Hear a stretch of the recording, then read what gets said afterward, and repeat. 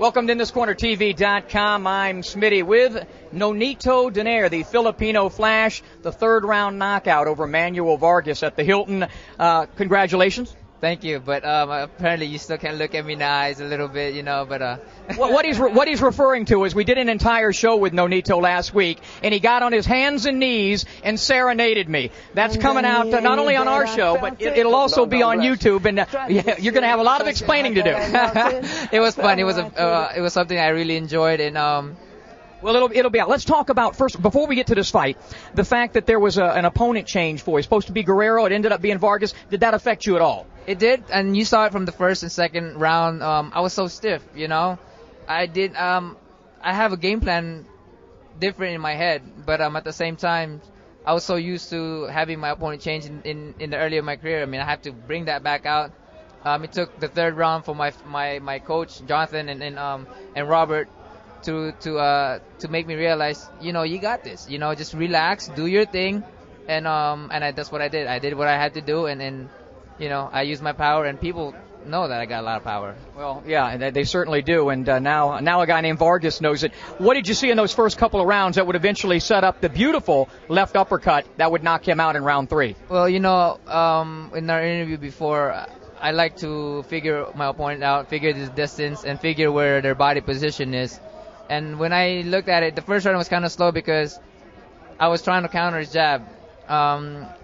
You know, because he gave me an opening for it, and he landed a few times, but he wouldn't dare throw it often. But one thing that I figured out when I jab, you know, or when I move forward, he'll drop his head like a turtle shell, you know, with his body protected. So I figured that in the third round that if I move around him, give him angles, he'll follow me around, but he wouldn't know where I'm at. So that's what I did. I moved side to side. Every time I went to the left, I would punch to go to the right. And when I go to the right, he would think that I was in the left. So that's vice versa. You know, when I was on the right, he thought that I was on the left. So I figured him out that way. And every time that he turned around, knowing that his weight was forward, I would land with the right, and most of all with an uppercut. That was a beautiful left uppercut that got the job done. I was looking forward to seeing some of the things you had worked on, and we had watched you work on switching to southpaw and other nuances. But hey, I guess you'll take this. Well, the thing was, the guy was he'll throw bolos, you know, and those are dangerous punches, you know. And I didn't want to take a risk, knowing that I'm the main event. A lot of people showed up, and you know.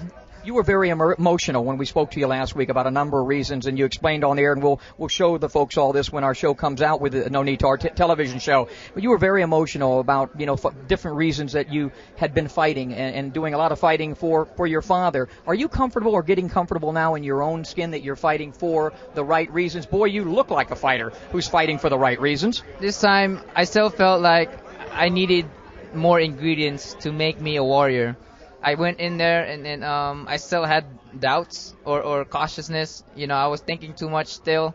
That's what got me to be stiff in the first, second round. But I'm working on just bringing that fire back in me, and that courage and that bravery. And I'm thankful that God, you know, provided me with a lot of that ingredients throughout. But I know I still need a lot more ingredients to make things happen and to go in there and just destroy my opponent. What about the weight? Will this be your last fight at 115 pounds? Well, you know, I felt really sluggish getting to the scales. Definitely my body's growing. But I said if there's going to be a big fight at 115, I'm willing to stay, but only for this year. Montiel did a great fight. I have a great respect for the man. He's a great fighter, great champion, and we both talked about this, that we both want to fight each other. That would be a good one. Of course, the fans, you got to mention the name of Vic Darchinyan. If he's watching this broadcast, you got a message to Vic? He's just gonna be lost. That's all. Like the first time he said he don't know. He feel that he was down, but he wasn't hurt, and I think that's how he feels even till this day. And you know, one other thing, Manny Pacquiao was in the crowd watching tonight. Was that any added pressure for you? Feel good to have the Pac-Man there? No, actually, you know, in my head I didn't think about it. You know, it was weird. It was weird because, you know, maybe like I was saying before, I usually feel the crowd. I usually hear everything. And I just keep telling myself that, you know, this is my fight. I'm just going to do it. But it's a great pleasure and an honor for him to be in my fight. And I thank him for that. Now, you got a little time off. Now, when will you be back in the ring? I want to be back as soon as possible. I didn't get hit at all this fight. My hand, it should heal by 2 days, 3 days. It's just bruised, but I should be good. And I've made a call. I put in a call to John Bon Jovi. I'll be in the second row of the concert coming up at the MGM Grand. And based on that serenade you did of me, maybe we can get you to be the opening act for Bon Jovi on that concert. I'll go, it's my life, it's now or never. Right. There he is, the the Filipino Flash, Nonito Donaire, one of the top fighters in the world today. So long, boxing fans. Thank you, guys.